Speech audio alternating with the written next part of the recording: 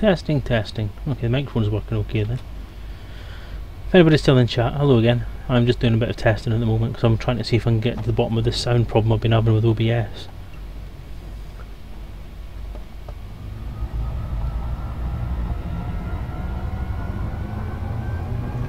That game sound is very loud, isn't it? I wonder if I can actually turn that sound down a bit. I'm going to do it by using the graphics, am I? What a twat. Audio. Sound effects volume. See the sound effects volume is right at the top. That's probably why. So I'll stick that down a bit. Music should be down the bottom. I feel like I've muted it already, haven't I? Ship voice volume is... oh, should be off. Is it? Turn most of it off, didn't I? I'll stick it there. Okay, let's try that then. Thank you for the follow, XLG. I appreciate it. I thought you'd already followed, but obviously I was wrong. Brimming over with wrong ability. Made everyone happy. Well, I'm getting sound now. Sound seems to be working okay now.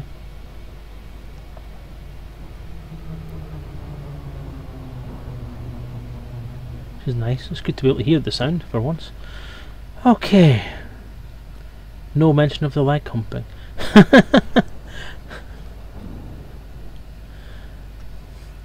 Well, we can't mention the leg humping enough, XLG, it has to be said. But no, I'm not. I think I mentioned Fantasticum briefly at some point during the stream, but not a thingy, not the leg humping aspect of it.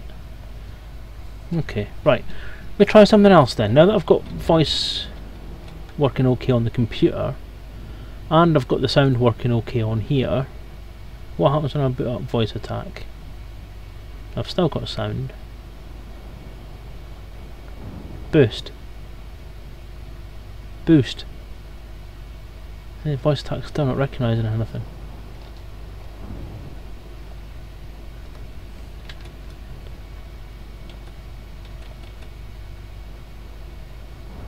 Boost. Boost.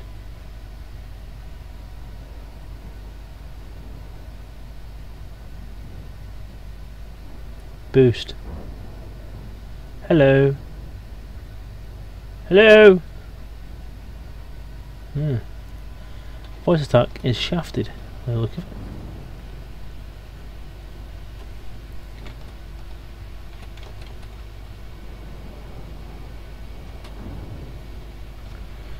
Video shouldn't have frozen. Mine. I'm still broadcasting okay by the look of it. It might be that I've stopped and started the stream again. I know Twitch does tend to have a bit of a flutter when you do that. Because I think what it does, this is me being slightly technical here, with my know-it-all polymath knowledge.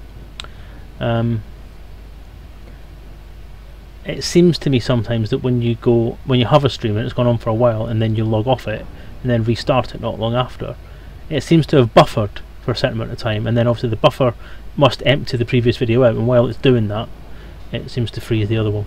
I don't know, I might be wrong, I might be talking shite, but I don't care. That's my theory.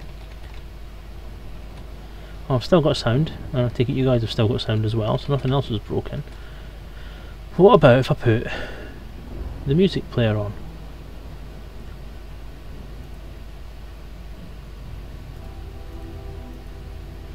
Right, now we have the music on as well. The lovely music of Synaptics, which I've actually missed this stream, to be honest.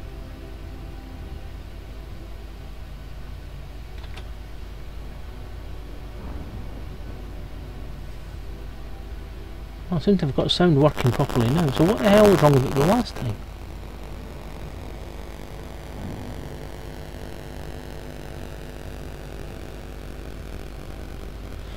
Oh right, it's blinked when I jump out of it. Well, it's not meant to do that. It's meant to actually keep going the same way, because it always has done before. I've been bouncing in and out of it all the time. Yes, XLG, I'm exploring a Diamondback, like many others. I'm using it for what it was designed for. Tell you what, since I'm technically off stream now and I'm playing this for my own benefit, I'm going to do another bit of exploring. I think I'll head to another system and have a pop round. Just see how long this audio will last for if it bugs out again. It crackles in. Are you sure it's not the music in the background?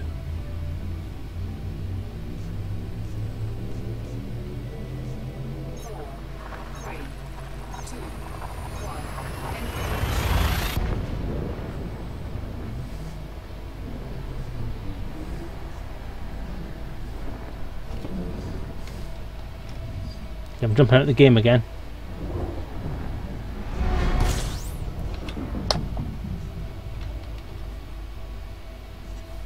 Hey, put the camera back on.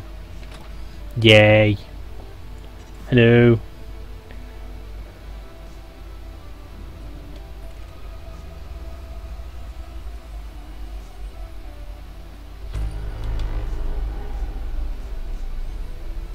Watch the VOD. I could watch the VOD. Yeah, you're right, I could. I'm not gonna, because I'm a lazy bastard. Sorry, yes, I will watch the VOD. If I remember.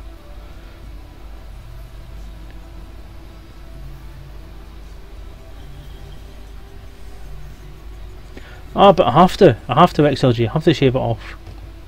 Because it's bought and paid for now.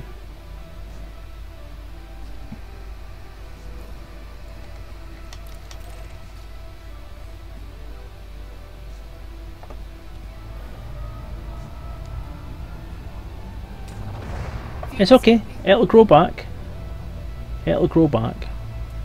And the thing about it is it won't take that long either.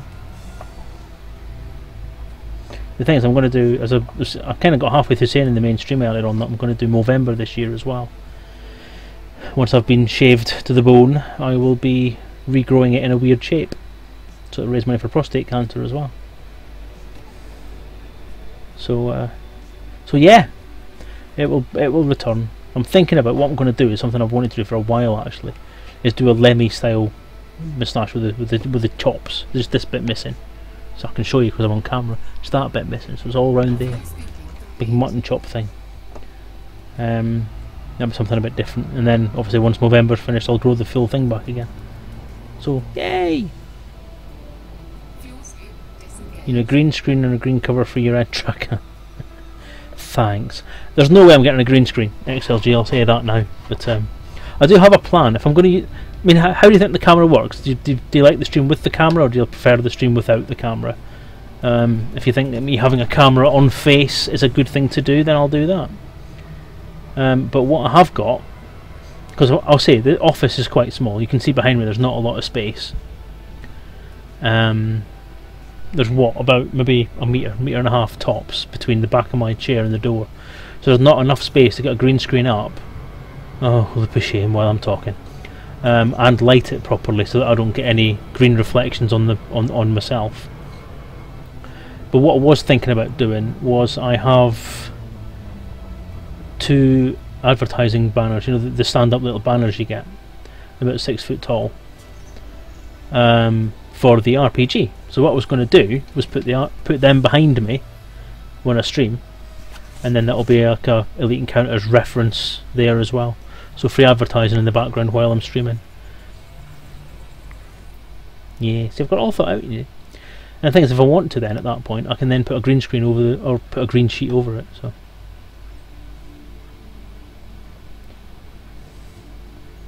Well, it was an experiment.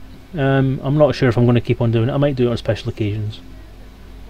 I might use it for certain things. I think the only issue I've got with it is the camera's not that great. As I say, it's not the best camera in the world. It doesn't have a zoom function. Can't zoom in or out on it. But I think it's useful because I think it highlights the fact that I use an head tracker for a start, and how it works and how much I have to turn my head for certain things to work. You guys can correlate that me turning my face like that is lighting up that panel, and me doing my face like that, oops, too far, lights up that panel, and doing that lets me look at my own crotch. So it does give you an idea, and it might, you know, if it helps the sale and the efficacy of the ED tracker guys, then it's worth doing it. And also the fact is I can wear t-shirts and advertise stuff. No, I can't. I don't have any advertising t-shirts. I actually got 2 Elite Dangerous t-shirts from my Father's Day present this year. Got the Coriolis one and the launch event one, and the 3XL t-shirts, and they're so fucking small. I mean, seriously. This t-shirt I've got on now is fairly baggy, and it's a 4XL from Asda. But the 3XL from Frontier was just, ugh, really, it was like a boob tube. I mean, seriously, I had a cleavage. I have to cut off here, and boobs and everything. But being fat, you know, it tends to happen. Or you have to wear a t-shirt. Yes, well, there was a conversation about that today on Mad Dog stream, wasn't there, about t-shirts and cameras and all that sort of stuff. And no, you really wouldn't want me topless on a stream. Seriously, I'd get banned. I'd breach Twitch's agreements. Could wear a tank top though, that'd be quite cool.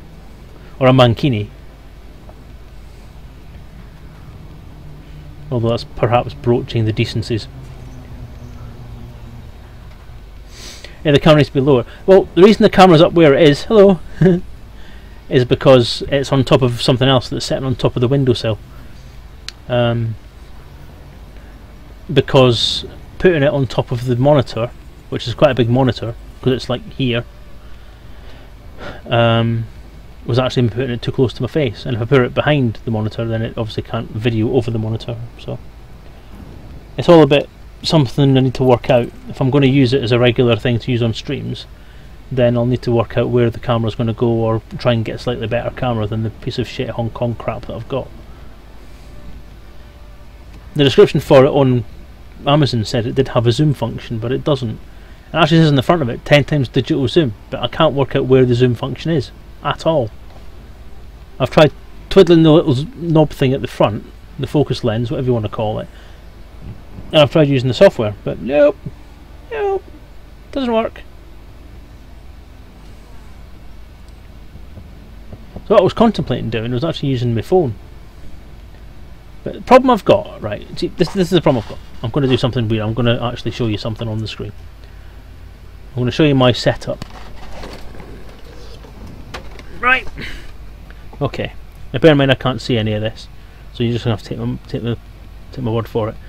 That's my setup. There's my screen. And there's my keyboard and mouse and all that sort of stuff. Right, and there's my drink and my other. That's my productivity PC. So there's not a lot of space, as you can see. So it's quite difficult to try and manage this to any degree where I can actually get a decent camera image from this camera. And there's no way really I can put the thing. Come on, balance, you bloody thing. Right, now just to make sure it's all pointing in the same place again. So give me a second, I'm going to probably tube out of this game in a sec. Nope, that's the wrong window. Try that one. Oh look, it's the top of my head. Okay, I'll angle that down a bit, I think. There we go. Oh.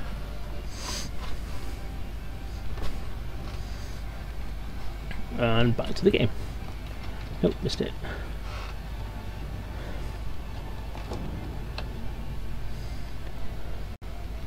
Oh no! I'm way past it, look. There we go. Right. So Christmas I couldn't watch Dog today. It was a fun stream, I enjoyed it. I think you should stream more often during the day. I found it quite enjoyable. Didn't really work as far as trying to concentrate on my work was concerned, which is why I tended to listen to it rather than watch it. But even listening to Dog can be quite distracting sometimes. He just says so many interesting things you want to join in. Digital zoom software, yeah, I know that, but as I say, the software I've got with it and software I've got for it, none of it has a zoom facility for it. So unless you know any bits of software that do have that on it, then let me know. Okay, don't close in that fast. Next. 4,000 light years away. Lights a second, sorry. My mistake. Periscope it. I would do, but I have an Android phone. So that ain't gonna happen. Because apparently you can't get Android Periscope yet. Unless that's changed. Arixac, hello, welcome. This isn't my usual stream. I'm not even sure if this one's going to end up going up on YouTube, to be honest with you. It probably will, because it's been quite okay so far. Although I didn't use my logo thing at the start, but never mind, no matter. I'll call it the After Dark epilogue. Yeah. Yeah, I got a cam. Deforestation required. Yep, definitely. See, I'm building all this hairy stuff up. I'll become as hairy as I possibly can get by October. Make it worthwhile. I'm travelling 200k to a star and I keep hearing the scanning sound.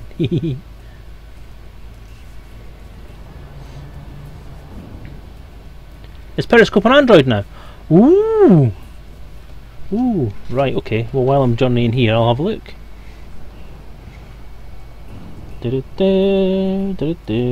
Play Store.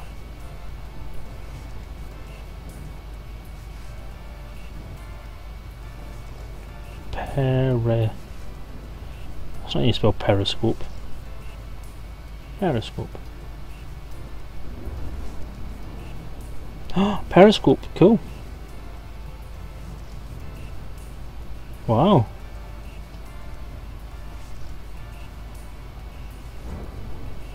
I'll install that.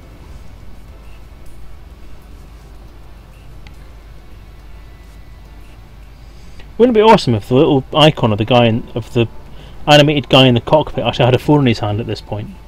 How cool would that be? Cool. Periscope installed. Periscope, is that the flashy thing in your head? Oh dear.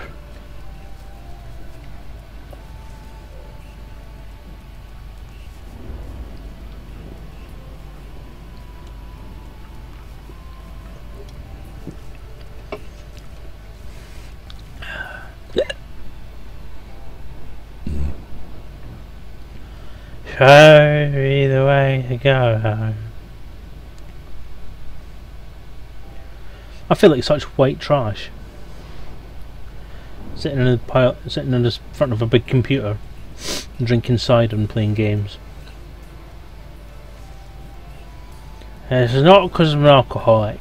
It's because I'm different. Yeah. Yeah, exactly. The thing on top of my head is an ED tracker. It's the cheapo version of Track IR that's been created by a couple of very, very talented chaps who I don't think it's any mistake that they called it ED tracker because they're quite active on the Frontier forums as well. And it's an awesome bit of kit. It's only 25 quid or thereabouts, depending on how much kit you want with it, and it's absolutely amazing. The only issue I have with it is it seems to have a little bit of drift. And I can't seem to get around that, but I'm sure if I get some different sort of software for it, it'll probably sort that out. But it's a very useful bit of kit as well. It lets me look all around my cockpit like this. See, I can look all around. Hello, hello legs, hello legs, hello keyboard, hello planet icon, hello side, hello back wall, hello roof. I couldn't do that if I didn't have an ED tracker. So yeah, and as the chaps have told you there, Periscope is a live streaming app for your phone. So you can just live stream to something just directly from the camera. Direct from the camera on your phone, which I think is pretty awesome. And you can do it either facing outwards or inwards, I think, if I remember rightly. So I may have a play with that at some point. Live stream something a bit different. I may live stream my journey to work one morning, that might be quite fun. But that's just getting far too addictive with live streaming. I do enjoy live streaming, don't get me wrong, I love doing these streams for you guys. But I'm not sure if I could live stream my entire life.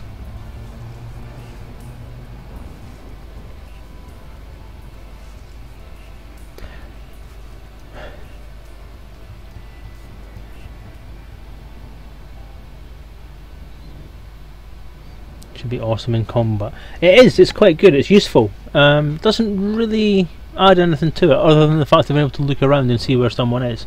I find the most useful thing is docking, because what I tend to do is I'll zoom in over a station, and then I'll look up at the station while I'm flying in front of it, and then I can use, if I pull down on the stick to start rotating up towards the entranceway, then gradually follow it round. I can see exactly how in line I'm going to be, and by the time I get to looking straight forward, I'm usually perfectly lined up. It's really cool. Combat, yeah, you can look around and see what's happening. You can spot pew pew in the distance, that kind of thing, and you can do something with it. Yeah, pretty cool. So it's a useful bit kit, and to be honest with you, I cannot imagine going back to playing this game without it now, because it is such an integral part of my gameplay experience, and especially because of stream. I think if I went back to not using this and having to go and use my button on the joystick for it, I'd be lost. Because it's just so free, so much freedom with it.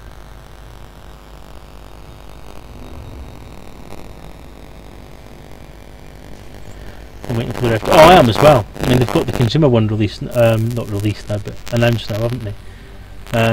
So yeah, and I actually have permission from Mrs. Selezen to buy it as well.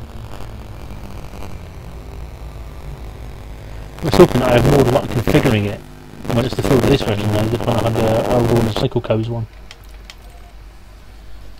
Because I just couldn't get it working properly at all. It just seemed to be reluctant to actually calibrate properly, and it didn't want to show me things in full res. Everything seemed to be a bit fuzzy.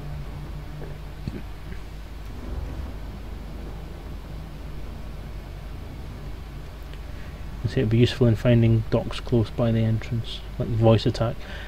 I miss voice attack at the minute because I can't seem to get voice attack working. I don't know what the hell's happened to it, but it just doesn't seem to want to pick up the voice. I mean, I've just installed Minus, so I'm actually wondering whether I should maybe uninstall Minus and try again, because it just doesn't seem to want to work at all, which is a bit sad. Sad. What's a queen? What do you mean by that?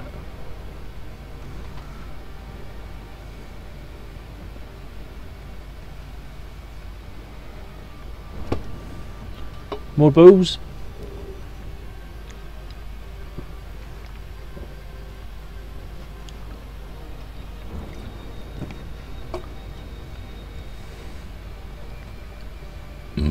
On me. No.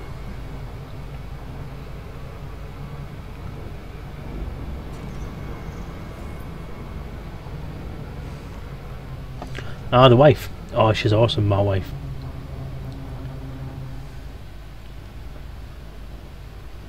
I'm a lucky man. I mean, the thing is, she's really supportive with all the elite stuff that I do. She's supportive of the fact I do this stream. She's supportive of the fact that I'm doing the RPG and it's taken a year longer than it was meant to. Because that means pretty much every night I am up here having to work on the book. At least to some extent. And she lets me do that with, to be honest, very little in the way of complaint. We have the occasional issue where I overdo it slightly and she'll have a go at me for it. But it's totally justified, you know. I do sometimes forget how late I'm being, like not coming down till 3 o'clock in the morning on a school night, for example, is probably not the best thing to do. But I do try my best. But yeah, she's been awesome. She comes to all the elite stuff with me now. All the conventions. The only one she missed was LaveCon last year, because she was actually really ill. She's disabled as it is, but she was really ill on top of it, so she couldn't make it. Which was just as well, because to be honest, the conference centre wasn't really very accessible, and the accommodation was miles away from where we had to be, so it was a bit. We really have to be on site for these things if Anne's going to come with us, so that if things get a bit on top of her, then she can just head off to bed or head off up to the room or something. We've got a bit of an issue with Fantasticon this year because we're not in the venue, but then no one's in the venue, so which is a shame, because I was really hoping it was going to be in Mercure, because the Mercure was awesome as an accessible, disability-friendly place. But sadly, it's not to be. But we've got a place that's not far away, and it's literally just up the road, so it's not across any major roads or anything like that, so it'll be either a quick taxi journey or a quick trip, because Dan's offered to be a driver for some of the event if she needs help, which is really cool of him, because he's going to be busy as hell, so that's cool of him to offer. So it shouldn't be too long out of it, which means that if I'm able to at that point, I'll be able to have a drink as well and have some fun, and hopefully do the late night roleplay session that has become it's becoming a bit of a staple of these conventions, to be honest.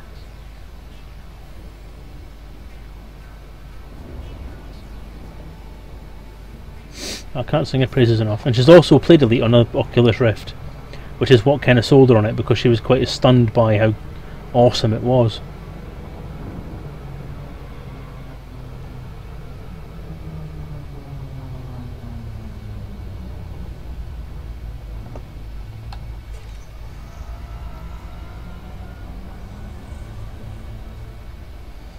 Oh yeah, drunk roleplay sessions are best. I mean, you're talking 3-4 in the morning. These sessions were.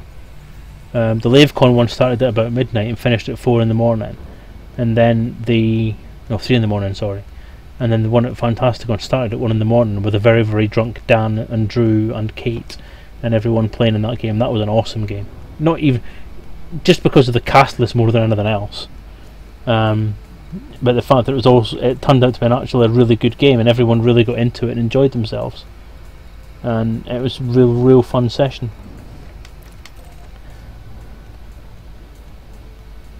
But that didn't finish till 5 in the morning.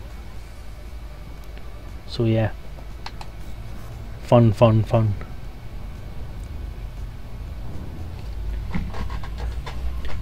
Alex, I shouldn't have to get you genned up. You should be coming to all these conventions. You're a staple part of the Elite community. You're elite-tastic, you're elite-tastic, you're on these streams more often than not.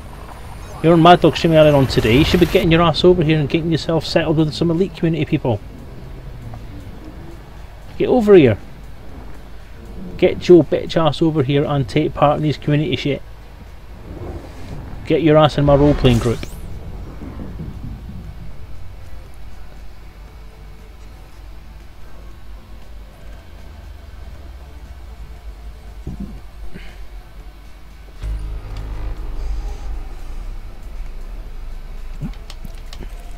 Nine astronomical objects.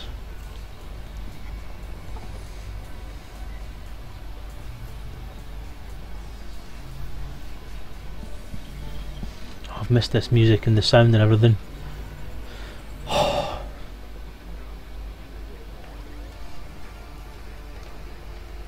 229,000. Shit.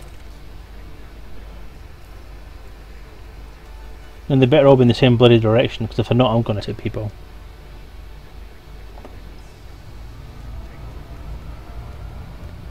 Alright, settle back with this one.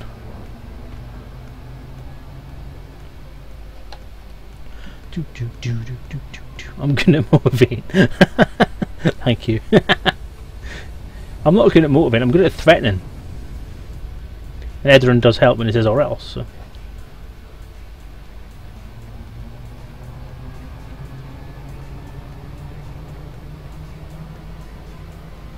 You're not hearing the music.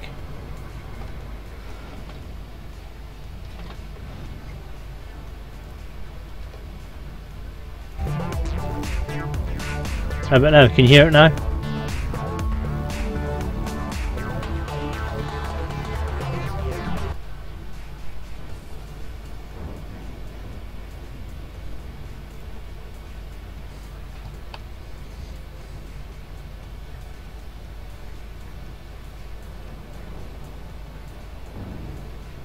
Can none of you hear that? Have I got it down too low? Sorry.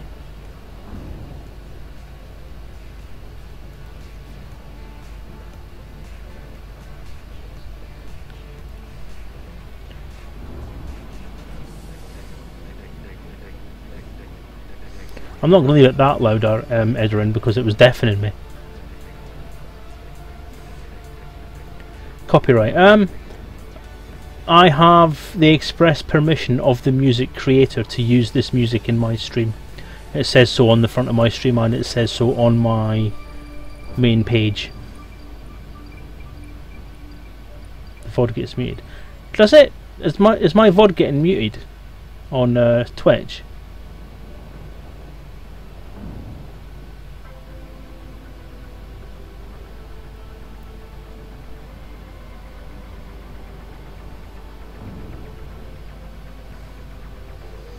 Because mine shouldn't, because I have it publicly said on everywhere on my stream that this music is used with the permission.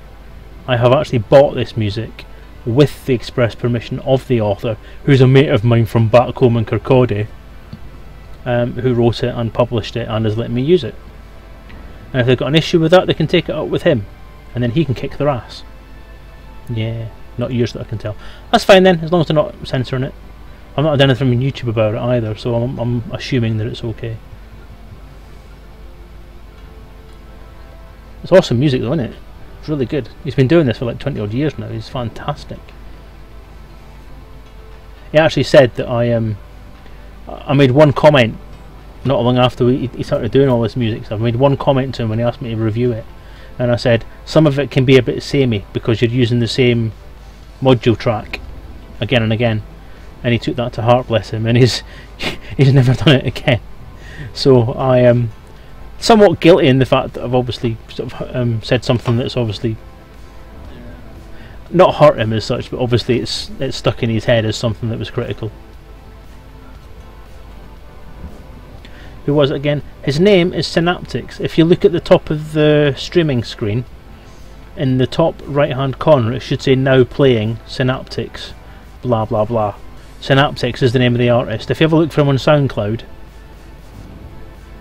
soundcloud.com/synaptics, then you can find his music. Can you hear the music now?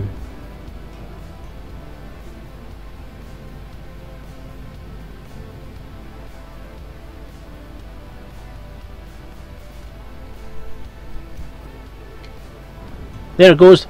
Picked my nose on camera. Awesome. It's actually itchy. I'm not picking it because I've got bogies in it. It was itchy.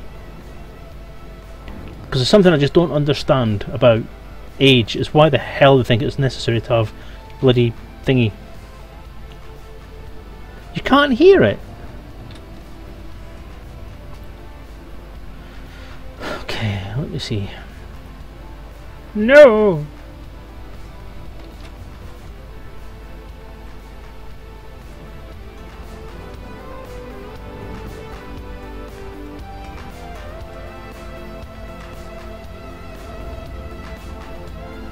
No, Synaptics is a different thing altogether. It's SYNAPTYX.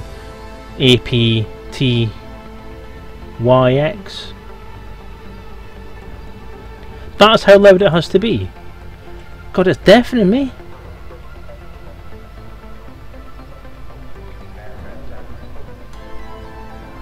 So you know what? You know what then? In that case, what I'll do, if I'm going to freeze the screen for a second there, is I'm going to turn my actual music down.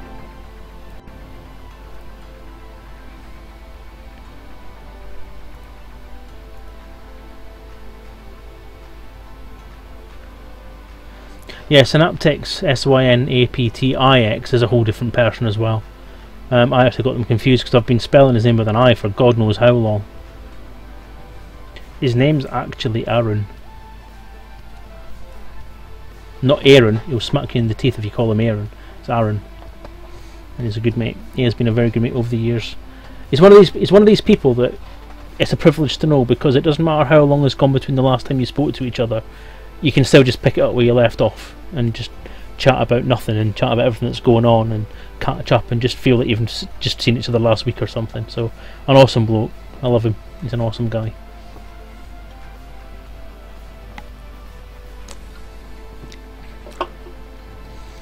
Well, the music isn't streamed through OBS. The music's just streamed as part of the music. It picks it up from the speaker. So unless I can sort of balance where the inputs are coming from, I don't know. As far as I'm aware, OBS just has one global input of sound from everything. This is officially, by the way, the longest distance I've travelled between two different objects in a star system.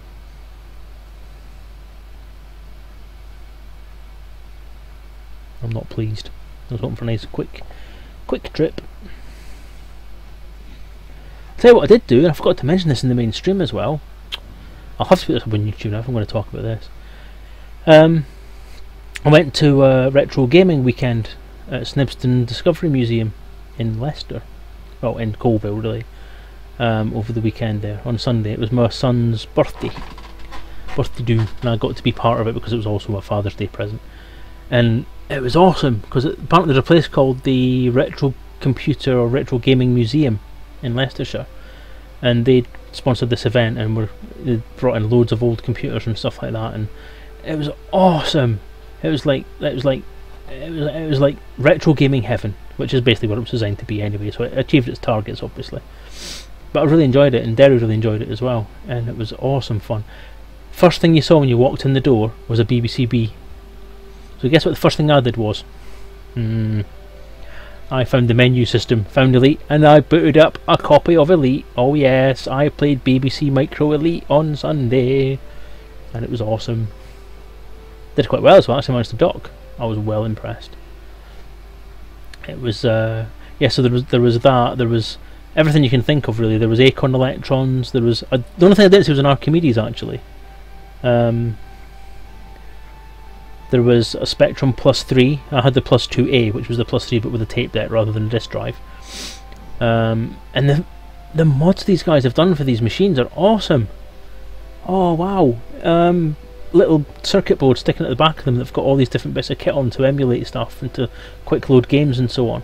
And the BBC had its own disk drive there with all the games on, so obviously I just booted up the disk drive and carried on from there, bringing back all my old computing memories from when I was at school. I was on the Plus 2, and it had a box in the back again which had a memory stick in it which had all these different games on it. Elite wasn't one of them, sadly. I was quite upset by that because I was wanting to have a blast on the good old Elite on the Spectrum. Bring back all those memories again. But I was blasted by the fact that there was a Sam Coupe. If anyone can remember the Sam Coupe, it was the big news. It was the spiritual successor, if you like, to the Spectrum, because it was a separate machine, a separate computer, but it had a Spectrum emulation mode so that it was compatible with Spectrum games. So that gave it an instant games collection for those who wanted to just get hold of it, and then sort of take it from there. And it was awesome. It was great. It's a lovely little machine actually. My wife was sitting playing Lemmings on it, and I could have sat there for hours with it. And they had Amigas galore. There was an Amiga 1200, which I couldn't get near because it was surrounded by people the entire time it was there. Oh, you've got a 128 plus 3 that still works. Wow. Guess what I did? What I did do on it was I went into the 128K, the plus 3 basic, and I did that old thing that everyone does in computer shops when they type in 10 print whatever semicolon 20 go to 10 and then run, and I did that with Selezen Lives, and then just left it. It was great. It was like being 12 again. Yeah, so the Amiga 1200, that was playing Cannon Fodder for most of the time I was there. But as I say, it was surrounded the entire time I was there. I couldn't get near the bloody thing, which was a pity because I would really wanted to have a blaster on an Amiga. But there was an Amiga 600, which again I couldn't get near, but there was also an Amiga 3000, which was the sort of desktop PC style thing with its own monitor and its own thing. The bedtime Edarin. Okay then mate, take care. Thanks for your lengthy contribution tonight. I've enjoyed talking to you, and I hope you've enjoyed listening to me. Good night. 20 go to 10 is a club. It is. I was the bane of my local Dixon's store, which, if you don't know, anybody that's listening, is back in the day, like 20 years ago, it was the electronic store of choice, which sold all the computers and the TVs and all that sort of stuff. It's now part of the Dixon's group, which is Dixon's, PC Worlds and Curry's. There's not many Dixon stores left actually now. In fact, I don't think there's any, because I think they've all got amalgamated into the Curry's brand. But yeah, I was the bane of my local store. I used to go in there every day, and every computer that was in there I used to do the 20 go to 10 every time. But I used to do it with my own name, but not my full name, just Dave. Actually, it was David, because I was never called Dave back then. It was only when I came to England I started getting called Dave. Actually, no, it wasn't. It was an English person that called me Dave for the first time, but it wasn't actually in England. But yeah, so yeah, I used to go in there, go into every single computer that was in there and do that, and then leave. And then just sit outside and watch as the staff went, ah, for fuck's sake, he's been in again. Ironically, I got a job with Dixon's doing tech support on the phones several years later. Oh, memories. Happy, happy memories. Could say that was my first foray into computing. But yeah, so they had the Amiga 3000s, had a go on that, which was funny because just as I was looking at it, there was a guy sitting that was trying to get Pinball Dreams to work, and it wasn't working. He says, I've no idea how to get that thing to work, so I got it working because I knew what I was doing. Great, yay. Yeah, so that was loads of fun. What else? There was a Princetronic system, which I used to have a version of. I'm not sure if it was the Princetronic branded one, but there's like 4 or 5 different brands of that machine. Like a Princetronic console that basically had Pong on it, or they called it tennis. And football, which was basically 2 paddles linked together. And all that sort of stuff. And I definitely used to have one because I remember it so vividly. And we used to wire up to the telly and play on that for hours, me and my dad. But I just get really competitive with Pong, or the tennis version. So that was awesome fun. And then there was something else. I was gutted that they didn't have, because they had a separate little room that had little handheld things, like the old grandstand machines and the little Space Combat game. There's actually an Android app that has a load of these sort of little handheld electronic games that used to run with batteries or an adapter. Little LCD displays, or LED displays, sorry, on them. LCD, sorry, they were. That you could play little quick games on, like from Astro Wars and that kind of thing. And there's one called Invaders, and that was the one that I used to have. And I was hoping they would have Firefox F7 there, which had a different name in the States, but I'm not sure if it was the same name across Europe. But I was hoping they had that, but they didn't have that. I was gutted. But it had a Vectrex console, which was awesome, and that looked amazing because it was running. It was running basically a Top Gun simulator, a flight simulator type thing, and it was pretty cool. But it was playing the Top Gun theme pretty well through the whole time I was there, and it was cool. It was really nice. And then I had to go on. They had the CD32. Oh yeah, that's right. They had 2 CD32s there. One of which had the SX1 board adapter on it. And the one that had the SX1 board had Sensible World of Soccer on it. And I used to love that game. I played that game to death when it came out. It was the only playable football game I actually enjoyed, because it had the Sensible Software sense of humour on it as well. Brilliant stuff. But yeah, I miss my CD32. I really do miss my CD32. Problem I have with stuff is that all the computers I used to have were sold on to buy upgrade bits for other computers for the next level up. So the first computer I got was a VIC-20. That I don't actually know what happened to the VIC-20. I'm pretty sure I actually sold that to buy something for the Spectrum. But I'm not entirely sure what. Yeah, Sensible Soccer, Eric. There was a company called Sensible Software, just to do loads of different games. Oh, you played it? You played it on SNES. Yeah, I used to love Sensible Soccer. The one I played was the one I had the original Sensible Soccer and Sensible World of Soccer, which brought it onto the world stage with all that other World Cup stuff on it as well, international teams and so on. But I loved them both. And I loved Cannon Fodder, which was the same company. And I loved the fact there was a cover disc brought out. I think it was Crash magazine. Had a cover disc on it that basically had a demo from Sensible Software of a crossover between Sensible Soccer and Cannon Fodder, which was called Cannon Soccer. And it was essentially, you had 3 different versions of England v Germany. One was England v Germany 1966, one was England v Germany just modern time, and one was England v Germany World War One. So you had all these soldiers were kicking a grenade about. Oh, it was great. But I played it on the CD32 at this retro gaming thing, and got my ass handed to me no uncertain times. And I was actually quite good at it back in the day. So I managed to win loads and loads of games, even with the crap teams, and I managed to work out how it all worked. But it just seemed to be running so much faster. That's right. Yeah, there was. Because you could come in down the side, couldn't you, and come in at an angle, and they couldn't get it. They couldn't get to it at all. Yeah, I remember that. You actually find there's something like that in pretty much every football game, because the early FIFA games as well were the same. You could come down the wing at an angle, and then shoot the ball in from an angle from the side, and they just couldn't get anywhere near it. But yeah, Sensible Soccer was the first one I saw that on. I couldn't work out. It just seemed to, as I said, it just seemed to be so much faster than I remembered it.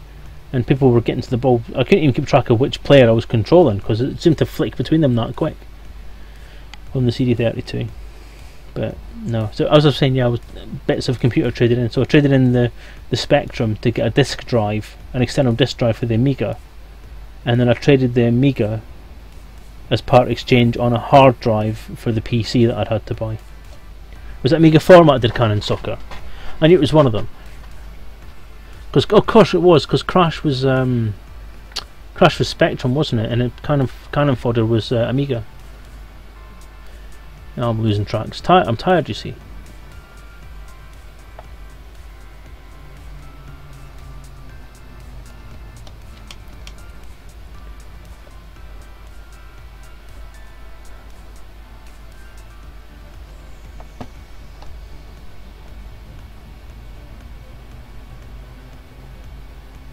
Now you see, you got to remember that you got to get permission. XLG. Hang on, let me give you permission. XLG47. There you go.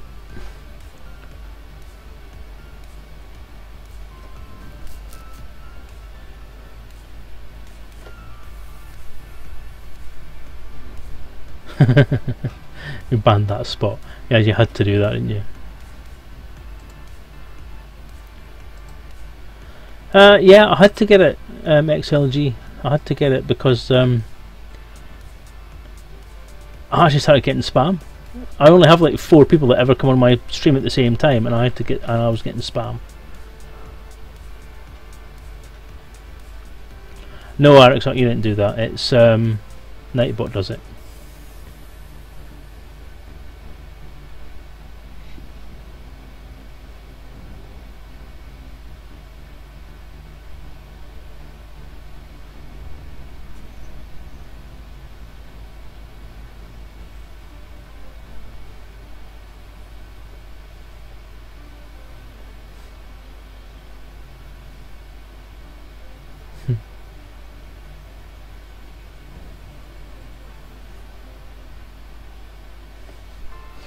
I'll tell you something actually on that note about retro gaming and Amigas and stuff like that.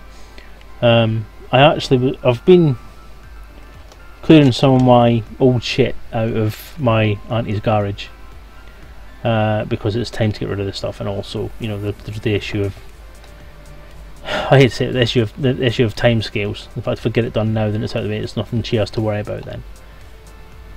But it's about time it was getting done anyway, because I've been threatening to do it for about 3 years, get that stuff out of her garage and out of the way. But it's all stuff from like 10 years ago I've kept hold of, and I found about 5 boxes full of 3.5-inch discs, and they're all Amiga discs, and it's actually all of my Amiga discs from when I had an Amiga. Now, I had the CD32 for a lot longer than I had the Amiga 500 with its expansion box, and I used to use the CD32 as a computer as well. And I tell you, I actually don't know where it's gone. I've still got the SX1 board for it, but I don't know where the actual CD32 is, and that's quite worrying actually. But yeah, all my discs, I've got all my Deluxe Paint discs, my Workbench discs, and importantly my Octamed and Med discs, which, if you don't know, back in the day, Octamed was a music tracker program, and still is. I think you can still actually buy it for the PC now. But yeah, I was into that, and I was talking about Synaptics earlier. He used the same software back in those days, and he was the one that kind of introduced me to that kind of software, the Octamed stuff. And I did compose a few songs, and I thought I'd lost them forever. And obviously, within the last few months, obviously I've found Synaptics' music again, and sort of really started to like it, and because obviously I'm playing it on the stream now as well, so it's there. And now I've actually found the music discs that had my stuff on, so I'm well happy with that. Well happy. All I need to do now is try and find some way of getting this stuff off the discs, because they still haven't worked out a way of reading Amiga discs on a PC yet, have they? It's just difficult. apparently it can't be done, so I'm going to have to... Yeah, exactly. XLG upgrade version sound tracker. And I'm just needing to get this stuff off and read it. And I've also found my deluxe paint discs, and all my deluxe paint data file discs, so all the graphics that I did, which was when I used to do pixel by pixel drawings of stuff rather than using all this fancy crap you've got now. So everything was drawn pixel by pixel at high resolution, and that was my graphic design introduction. How I taught myself to draw and taught myself perspective and angles and lighting and all that sort of stuff. But a combination of the fact I've got my deluxe paint discs and my Octomade discs, I'm really happy, because I'm going to have to find some way of getting this stuff off, so I can get it onto the computer and get it back into my collection of stuff. Because that's all, like, you're talking what, 20 years, something like that now. Because it was 93 was when I went to uni, so that was when I got the computer, and that was when I would have sold the Amiga to get my disk drive, to get my hard drive, sorry. So you're talking that would have been at most 20 odd years ago that stuff was done, and obviously up till the point where I got rid of or put the CD32 into storage more than anything else. But yes, I'm really excited about finding those discs, and I really want to try and find some way of getting that stuff off. I know one guy in my area that I went to university with, that he still has an Amiga, but I feel kind of funny about driving up to his house one day with 4 boxes of discs and say, can you convert all these to ADF format please? So that'll take him like a week. There is a mod, you can buy a hardware card or a hardware add-on to plug into the back of the PC that you can plug an Amiga disk drive into to read it, and you can actually get it to work through an IDE slot, or whatever you call disk drive slots these days. It was IDEs when I was using them, when I was doing the hardware stuff. You can get one that if you can connect 2 floppy disks together on one cable, then you can copy disk to disk. You assign one as an Amiga disk and it'll read the Amiga disk, and then it'll allow you to copy the files from that disk onto the other floppy disk. So you've then got a PC floppy disk with the same files on it. So there are options out there, but they all cost money and they all involve faffing about inside the computer and so on. So I did read at one point there is a software option to do it. But of course the additional problem I've got is that none of my computers have a floppy drive. I'm not even sure they've got a connector inside to plug a floppy drive onto. So I'm kind of stuck. So as I say, I'm kind of hoping I can find somebody who's got an Amiga that might be able to help me. So I might grab Steve, who's my mate that I went to university with. Yeah, obviously it costs money. Yeah, the thing is, you've got to remember, Alex, I'm a cheapskate. I'm Scottish, for fuck's sake. I'm a cheapskate. I don't like buying shit if I don't have to. It's just gutting the fact that I had all the kit to read this stuff, and then I sold it all on, and now I need the stuff back again. Now the thing is, the external disk drive for my Amiga that I swapped, or not swapped, but I traded in my Spectrum to buy, I think I still have, because I used it for the CD32. So I think I've still got that somewhere. And if I've still got that somewhere, yes, WinUE, that's what I use. I know, I've got that, and I've got WinFellow. WinUE is better. I do have pretty much every emulator I can think of for most systems that are in existence. Yeah, so I can read the ADF files in WinUE. I need to convert my disk files into ADF files to read them in. WinUE won't read a floppy disk on a... WinUE won't read an Amiga disk in a PC drive. I think it can read from one of these mods, the hardware mods that let you plug an Amiga drive into a PC. I think it can. You don't emulate Amiga, you use the real hardware. Well, that's fine. Would you mind if I sent you my discs then? Do you want to spend 3 weeks converting something like 40 discs into PC format for me, or into ADFs for me? I won't pay you for it because I'm a cheapskate.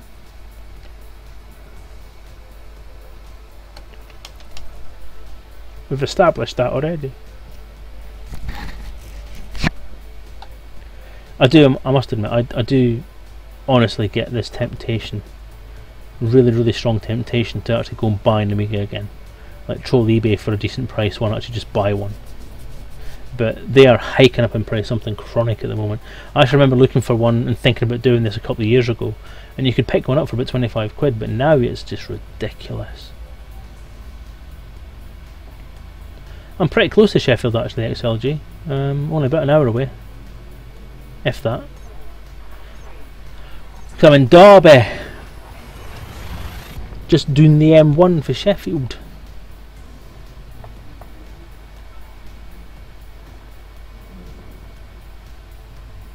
Thing is though, I feel a bit funny about asking people I don't really know all that well, or I don't even know at all, to do some work for me, especially if it's just something I'm asking them to do off my back, because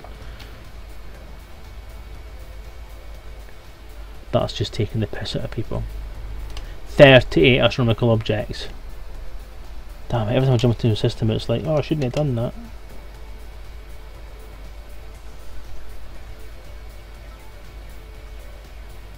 Your uncle and cousins live in Derby? Really? Spondon? I'm not that far from Spondon.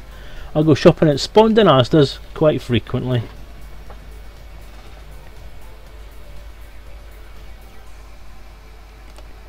I have a very good friend of mine used to live in Derby. He used to live in Spondon, sorry. He now lives in Peterborough with his wife, because she's from Peterborough. There we go.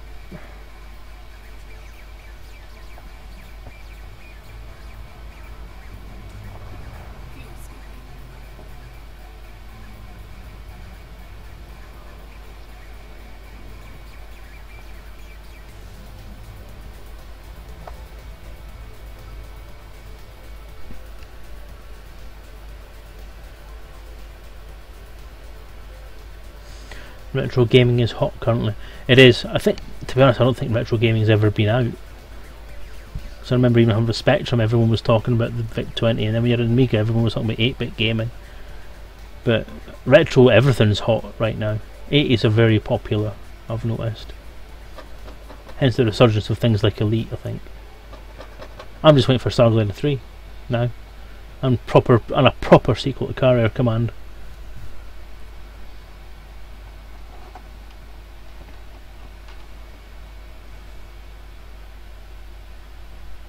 Or at least a proper remake of it, possibly would be a better idea. Jesus, Red.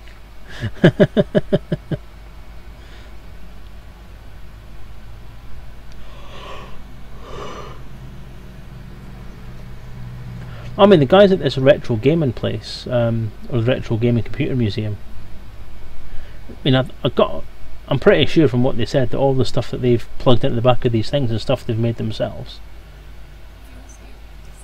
All of it's unbranded, it's just circuit boards plugged into shit. It's the wonder of the memory stick, innit?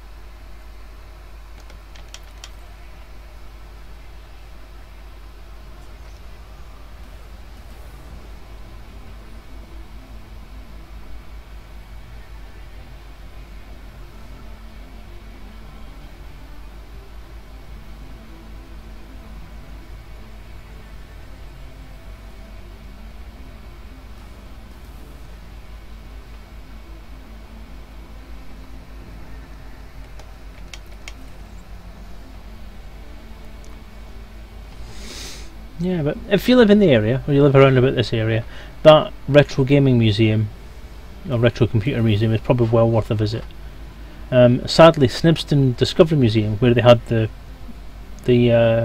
weekend, is actually closing down next month apparently because they can't get funding from the council anymore, which I think is shocking, absolutely fucking shocking, because it's one of those properly laid out, fully featured interactive things, museums, where you can actually, as it says, discover stuff, actually work out how things worked and see for yourself how technology worked and how technology's evolved. And it's got loads of different exhibits that are just awesome, and things to play with, and even a toy museum, like a little toy bit where you see all the history of toys and stuff over the last 100 years, and it's just brilliant. And it's just going to get closed down, just gone. And I think that's criminal, because that means kids are not going to learn something again. There should be more of these places being opened up, not being closed down. I think it's ridiculous. And I actually put a comment card in saying that, you know, if Leicester City Football Club sell one player and give that money to the council, that'll pay to keep something decent open, something useful open. Back to our current fantasy. I don't think I'm going to mess with power play much. No, as I was saying in the mainstream, and as I said last week, it's not my cup of tea. It's something I'm not interested in. It's politics. It's risk in space, basically. Not for me, thanks. But as I say, it's proof that something can get built onto the top of Elite. Other ideas for gaming and other things that other people might find interesting can get built on top and used to expand the game, and that can only be a good thing. To me, it's proving the technology, showing you what can be done, and how the existing system can be expanded and built upon to make things good. So people will like it, people won't. It's polarising people as we speak, but if you like it, you like it. If you don't, you don't.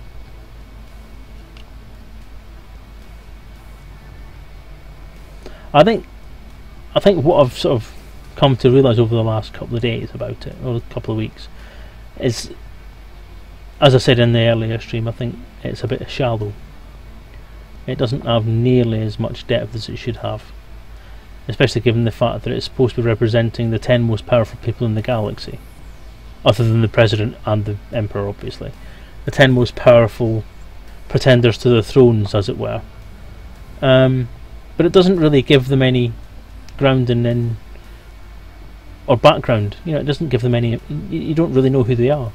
And although this is something that again has been said before by Drew a couple of days ago in his talkie stream with Mad Dog, they need to be expanded. They need to be people before you can actually relate to them or know whether you want to follow them. And I agree with that wholesale.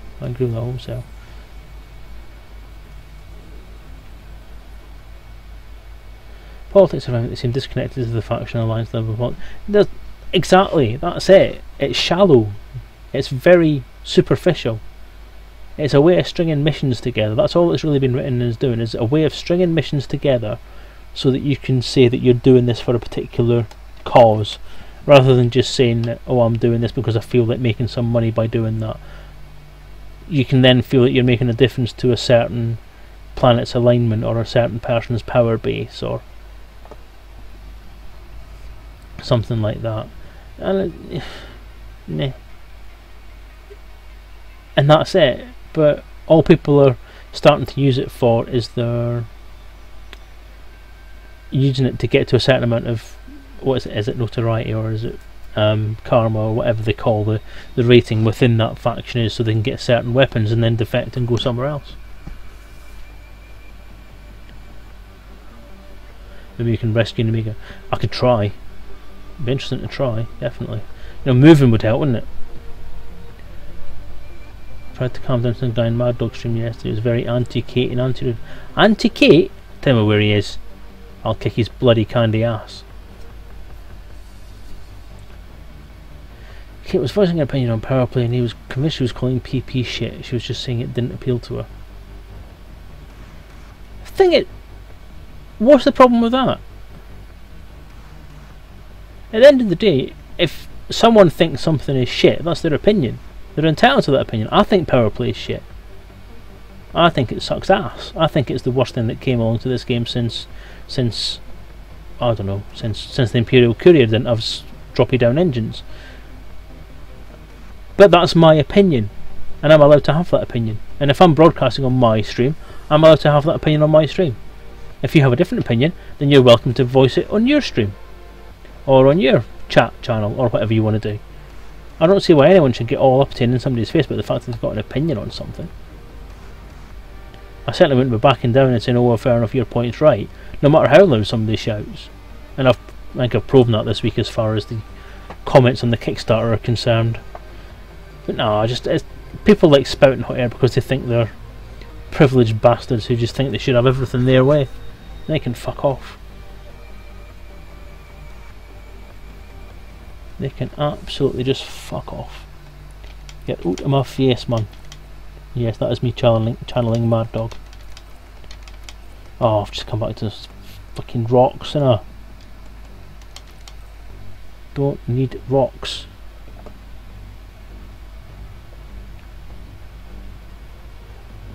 He was really upset that people on the stream were not liking PP and were not loving PP and they didn't like it. What difference does it make to him? Does it stop him playing it if they don't like it? I see. I just don't understand people like that. He got banned in the end. I'm not bloody surprised, and good riddance to him as well. What was he trying to achieve by voicing off like that on something?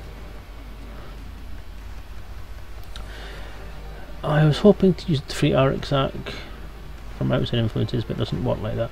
No, you see, that's what I said about it, because I had the same thought when it was first announced, that you could be part of trying to free up a system or affect quick change on a system, but it's not like that. It's not like that at all, and that's one of my pet peeves about it, is the fact that I went into the beta thinking it was going to be something you could use, not use, but something you could play along with and be part of something that would actually affect an actual change, and you could for the first time actually see the difference you could make in the galaxy.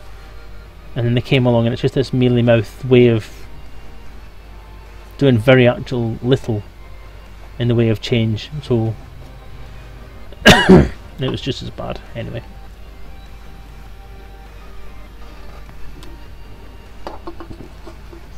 Ugh. I've only been intercepted and forced to dump cargo by a player once, and I enjoyed it. Okay, alright. Each to their own, Eric Zach. I can see it could become aggravating if you get intercepted as often as it used to be in the early on. Well, that comes down to the way you play the game. Again, as I've said, yeah, you play the game the way you want to play it, and that's fine. It's your game. You play it the way you want to play it. And if anyone comes along and says you shouldn't play it that way, then you tell them to fuck off. The way I want to play the game is, if I'm an explorer, I want to explore. I want to be very little involvement with any other sort of player or any other sort of character, because I want to explore. I want to be able to focus on the exploration side of things and do that without interference from anybody else. If I want to be a trader, similarly, I'll pick my route to make sure that I'm going somewhere that's pretty safe, that I'm not going to get interdicted very often, that I'm not going to get caught by pirates every 5 minutes.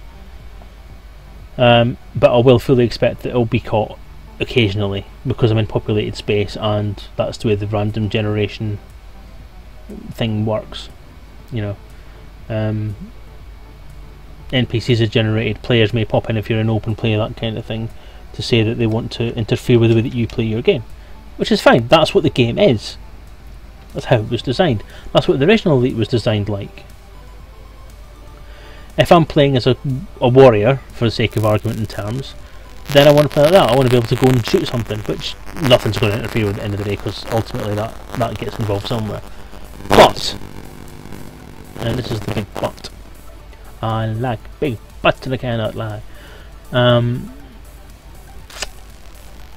I don't want a situation where my allegiance to a particular faction, and I've said this before, twice I think now, my allegiance to a particular faction does not mean that I then get interdicted by every other sycophantic little NPC bastard who's not aligned with that faction. Because that's, for one thing, I don't think that's realistic.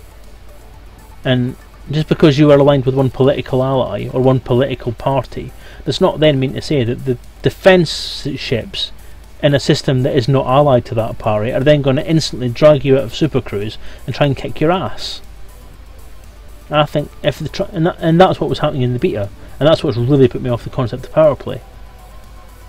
And that's why I won't align with a faction, because as I've said before again, trying to fly into Shinra or Desra, where all of my ships are based, and I'm aligned to Lavinia Duval or whatever her name is, and it's controlled by, I think it was Winters last time I looked, that means that everyone's hostile to me, so that I've got the chance to get in, and have been interdicted by system defence vessels that are clean, and then if I shoot them, I'm then a fugitive, and I've got a fine. Why? I don't want to do that.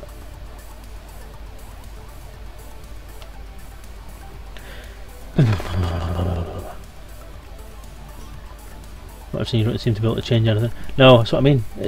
You're not really changing anything. You're just plugging away and trying to raise enough points to not be put off the bottom of the list when the next update comes around, really. I just waddle all over empty space, peddling my wares and rescuing found items and smuggling weapons to Arix. Fair enough, that's your game, that's how you want to play it. I'm not going to argue with you on that one. I just want to be able to, when I'm not exploring, I just want to be able to trade my rares, fly between Lave and Witch Hall, pick up loads of money, buy more ships, and do other stuff with those ships, like I'm doing now. I've plied my trade across the blackness of space, I've reaped the benefits, made 6 million credits, and used that 6 million credits to buy myself a Diamond Black Explorer to go exploring. Yay!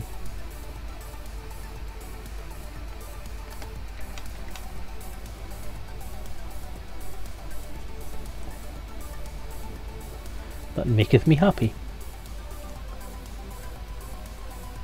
I could line myself with the Federal guy, then fight the Federation itself in my home system. Otherwise they'll attack me every time I get close to home. Yeah, do it. Attack him. Kill him. Kick his arse. Rip his tits off. That's what I say. Right, is that everything bar the rocks?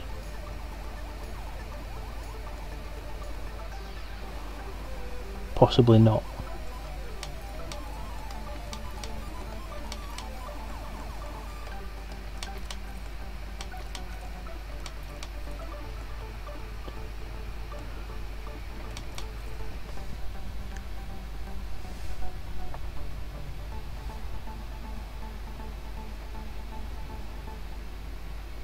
Has that got rings and I'm right on the edge of the rings? It does, doesn't it?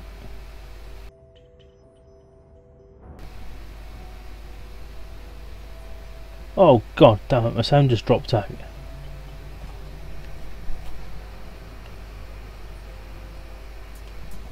I was enjoying that as well.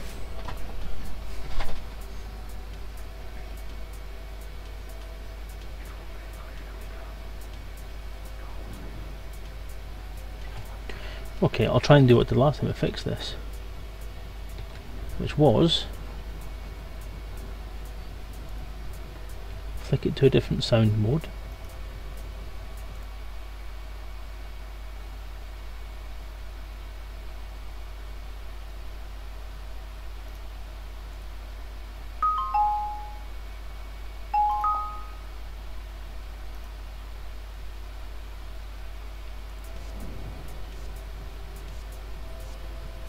Nope, that didn't work. Alright, put the music off.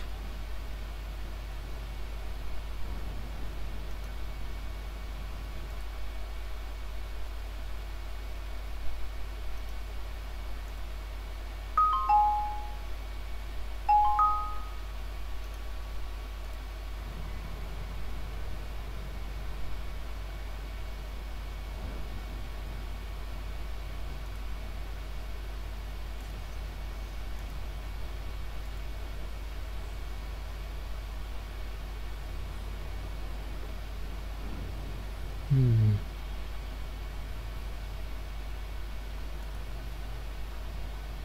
Hmm.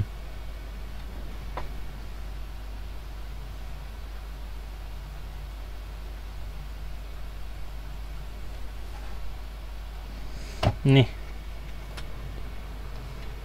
Okay, sound's dropped out again. Oops. Up. Not paying attention. And I'm going to draw it to a close soon anyway. I'm just going to try and finish off this at a decent time and then get ready to go to bed. Because it's getting quite late, isn't it, lads? And possible lasses, I'm not entirely sure. These are all just text files. Possibly don't be able to change anything. Small amount, space, small some kind of guy. Still staying up for the Python. Haven't been able to play much lately. Too much watching Twitch. Yes, it's very distracting. It's Twitch, isn't it? Especially with such entertaining people out there. Especially that Selezen guy. He's awesome here. But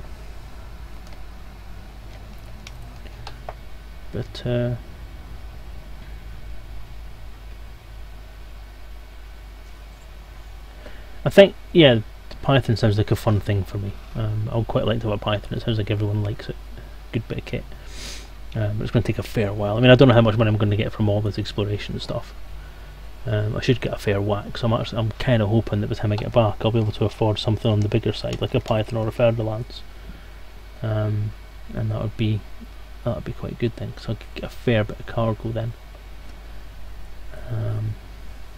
Even not having to do, might even get out of doing rare runs and actually get some decent profit from doing just ordinary runs. But if not, hey ho, I'll just take it fighting. Because this exploration lark is fairly relaxing, you know.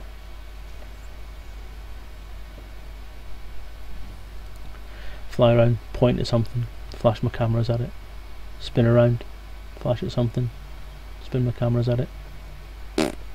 You know, life's pretty full.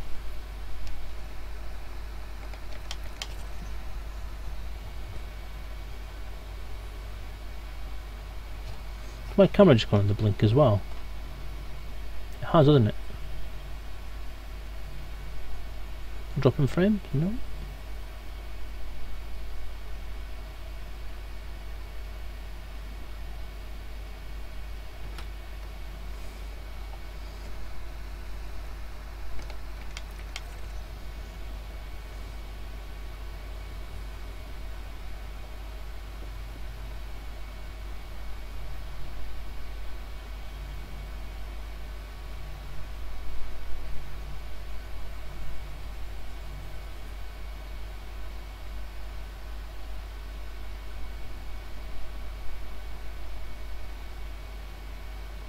Oops, pay attention.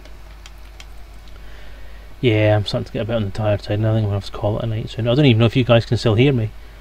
So you all seem to have gone quiet on the chat. So I don't even know if you're still listening to what I'm saying. Has a microphone dropped out? I don't know. I don't know anymore. Just pissed off at the fact that I've now bought this headset and it seems to not want to use sound properly on the OBS channels. I'm sure I'll find some way of sorting it out. I don't think it's OBS mind, because OBS seems to be running okay. It's just, I think the sound driver may be conflicting with something else I've got plugged in. But I know the camera seems to be struggling a bit now, so.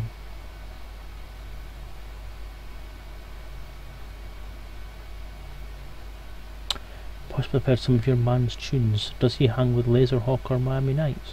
He may do, I don't know. You'd have to ask him that. I'm not his keeper. I don't know who he hangs with. If you look on his SoundCloud page, he's got a few links on there, other people that he hangs about with. He's contributed a few things to different albums. I know that. So it might be worth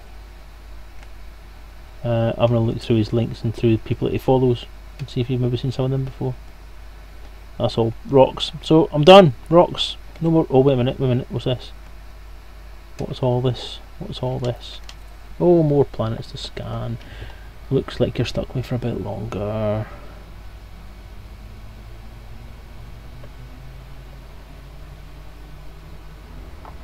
Ooh. Ooh, ooh, ooh, ooh, ooh, ooh. Twisty, twisty, twisty. Oh, you can't emulate that in your little stick graphic, can you? Twist, twist, twist. Nope. Forward, side to side.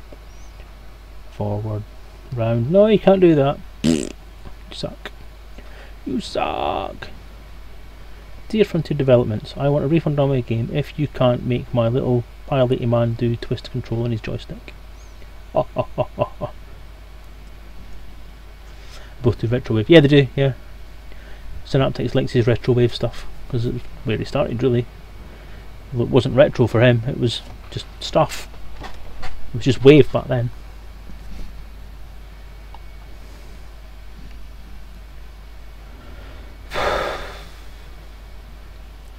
Oh, it's getting bloody warm in here again. The thing about this house, this office, is it only has one window, and it's west facing window. So it's quite cold in the morning, but when it gets to mid-afternoon it's roasting hot because the sun's streaming straight in. And if some dickhead puts the heating on in this house, then it gets roasting even more. But the heating on the little radiator in here isn't on, so it's not too bad, but for some reason it seems to pick up a lot of the heat from other bits of the house, which is a buggy. But there's no way of getting any air or any throughput of air through it, because I've opened the office door, then everyone in the house is going to hear me wittering to myself about whatever I'm talking about to you lot. And I don't really think that's very fair on them. For one thing, they don't follow the channel, so I think I'd be giving them out for free, which isn't fair. It's not fair on them, it's not fair on me, it's not fair on you guys, you know. You contribute to the stream by giving me some chat and they would just sit there and judge, like families do.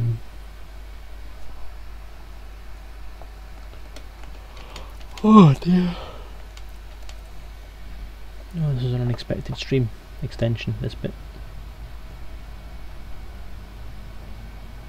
But it has been relaxing, it has been fun, it has been entertaining for me. I don't know if it's been entertaining for you, hope so. But I appreciate the fact that you guys have hung around and watched for this late, so very, very kind of you, thank you. Shum.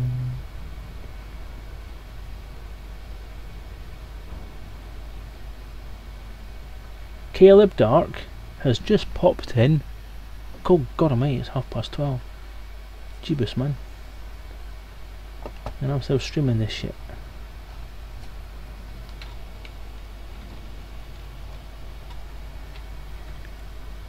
Just put the music on for you guys, you know, it's not very fair. Put the music on just because I can't hear it, that's just tight. Oh crap.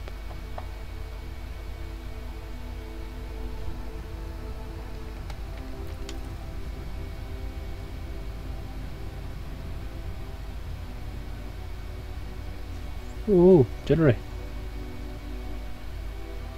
Anyway, good morning, Caleb. Thank you for joining us. I'm probably going to be logging off shortly because it's bedtime. It's past bedtime. My man cave can get hot too with the evening sun and the dry rumbling, but I get this door to outside, which is magic. I wish. I do have a huge, huge fan in this room. It's a huge Honeywell monstrous thing that makes a hell of a racket. So actually putting on this time, and it's probably a bad thing for everyone else who's trying to sleep, and it'd be a bad thing for you guys because all you'd hear in the background is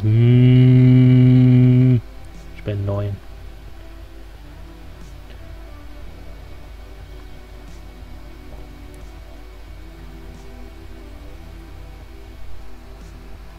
You guys will be saying you've got a stupid noise on your microphone, Selezen.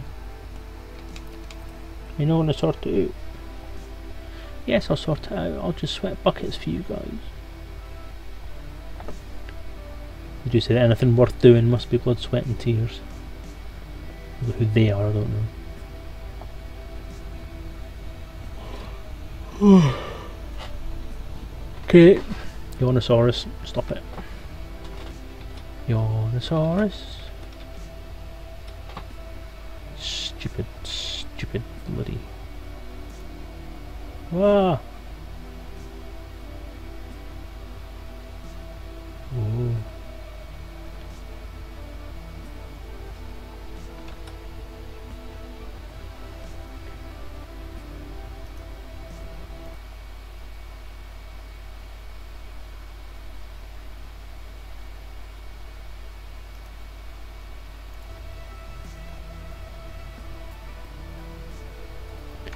Eh.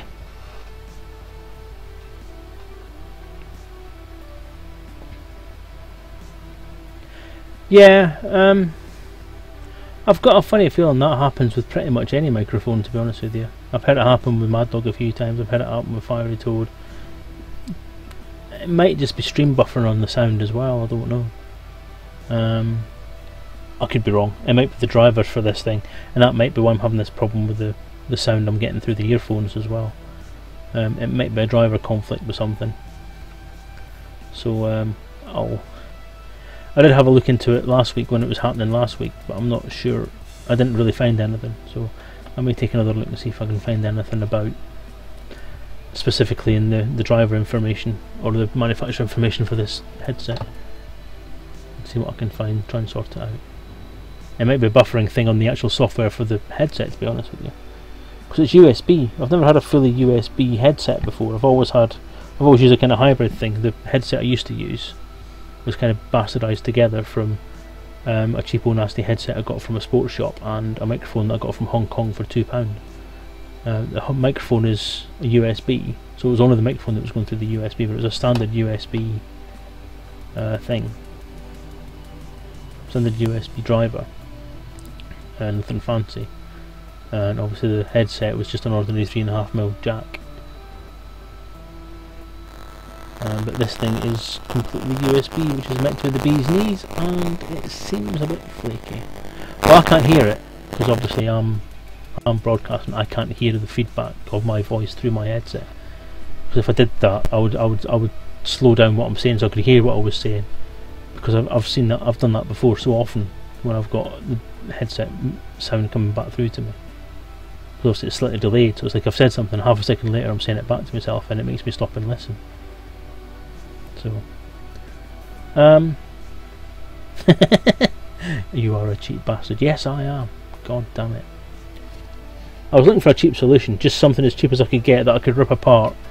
That was on a base that I could rip apart with a springy stem and stick it to my headphones.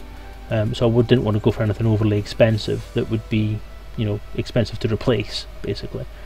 So that I'll go for a couple of quid worth of Hong Kong mass-produced by child labour microphone and see how it works, and if it works then I can always look at doing something a bit more expensive later on.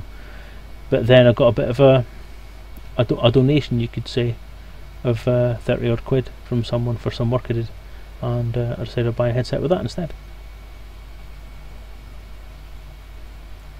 Bzz, bzz. Is it doing it now?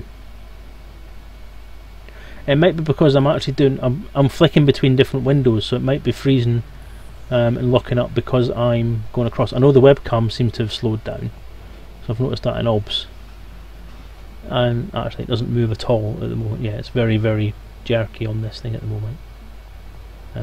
So I'm not entirely sure it's doing what it's doing. I'm not entirely sure what it's doing, to be honest with you. Oh, I've scanned that, look.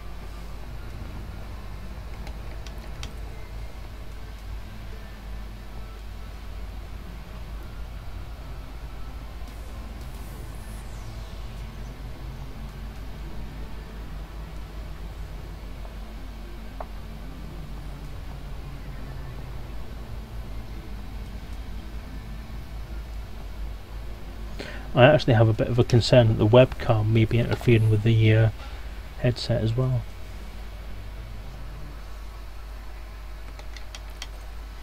Actually, the headset, the webcam is extremely cheap.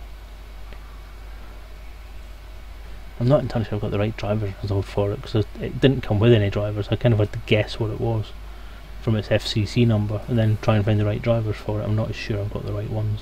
Plus which, I'm using Windows 8, so I'm not entirely sure I'm using drivers that are fully Windows 8 compatible. The headset though, I'm quite surprised it's not working properly. I'm going to have to get to the bottom of what was going on with that. So,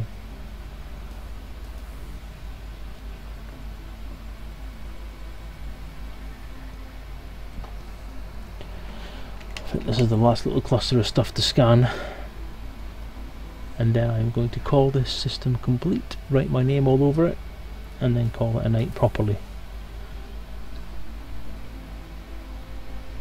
Appreciate you guys watching me so late. I know that for those of you in Europe, it's probably a little bit later than it is now here as well. Probably like 1:30 or something for you lot.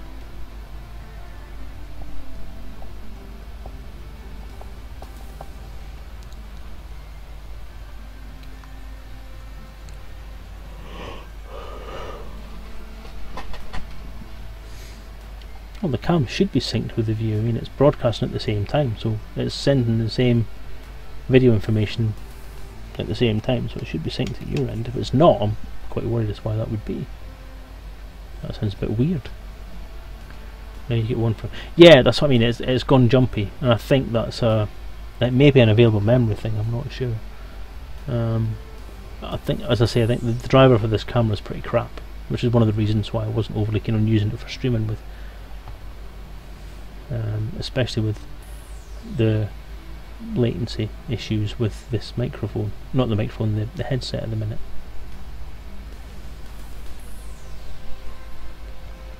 Right, one more I think, we're done. Or are we? We've got another cluster to go yet.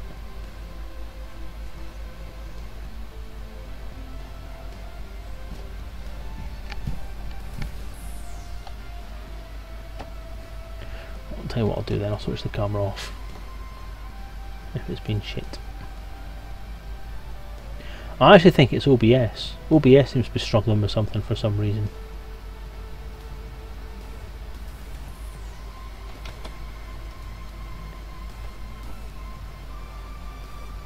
Because it's responding very, very slowly as well. Okay, so that's that. Was there... Oh, but these ones down here, are they rocks? They are rocks. That's it, I believe. We are done. Just rocks that I'm not interested in. Okay. Alright, in that case, amidst various video problems and sound problems at my end, I'm going to call it a night. Thank you guys for dropping by for this extended late stream. Those of you who popped in even later than others, thank you for briefly popping in. I'm sorry I couldn't go on for longer, but I've got work in the morning and I'm shattered as it is, and I'm slightly drunk now because I've had 2 drinks tonight. Thank you for popping by, thank you for watching, thank you for your support. You guys that make me want to do this, and you guys that make it such fun doing so, and I'm glad I could I'm glad you all came up with ideas for me to talk about stuff with. It makes it more interesting. So yeah, cool, thank you very much and good night all.